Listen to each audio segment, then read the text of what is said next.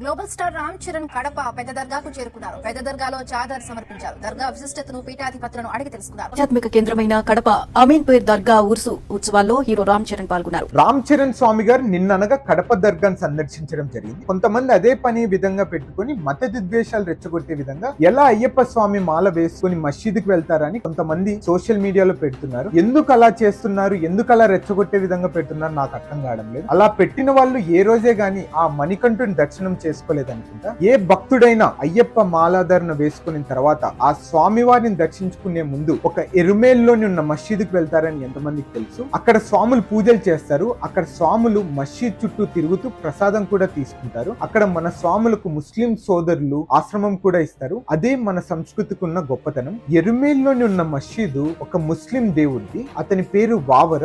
ఎందుకు వావర మసీదులో మన అయ్యప్ప స్వాములు దర్శనం చేసుకుంటారు నేను ఒక చిన్న కథనంగా మీ అందరికి వివరిస్తాను. ఆ రోజు అమ్మ కోరిక మేరకు అయ్యప్ప పులిపాలు తీసుకొని రావడానికి అడవిలోకి వెళ్తారు. అదే సమయంలోనే వావర పాండ్య దేశస్తుడు, అంటే ప్రస్తుత తమిళనాడు నుండి ట్రావెన్కోర్ సంస్థానానికి వలసలు వస్తారు, అంటే దొంగతనాలు చేసుకుంటూ వస్తారు. అదే సమయంలో అయ్యప్పని వావర చూస్తాడు. కొంచెం భయభ్రాంతులైపోయి దాడి చేయడానికి వస్తారు. అప్పుడే అయ్యప్ప స్వామి మహత్యంతో అతన్ని భక్తుడిగా మార్చుకుంటారు అయ్యప్ప స్వామి. అప్పుడు అయ్యప్ప స్వామి భక్తుడైపోతాడు వావర. దాని తర్వాత మహిషి అనే రాక్షసిని ఓడించడానికి వావర సహాయం చేస్తాడు. ఆ విజయం తర్వాత నన్ను దర్శించుకునే ముందు భక్తులు ముందుగా నిన్ను దర్శించుకోవాలి అని ఆ రోజు అయ్యప్ప స్వామి వావర స్వామికి వరం ఇస్తాడు. ఆ మణికంఠుడే ఆ వరం ఇచ్చినప్పుడు మనం ఎరుకలేంలో ఉన్న మసీద్ అయితే ఏముంది, కడపలో ఉన్న దర్గా అయితే ఏముంది, ముందుగా హిందూ ముస్లిం క్రిస్టియన్ మనమంతా ఒకరం, మనమంతా మానవులమని మర్చిపోకండి.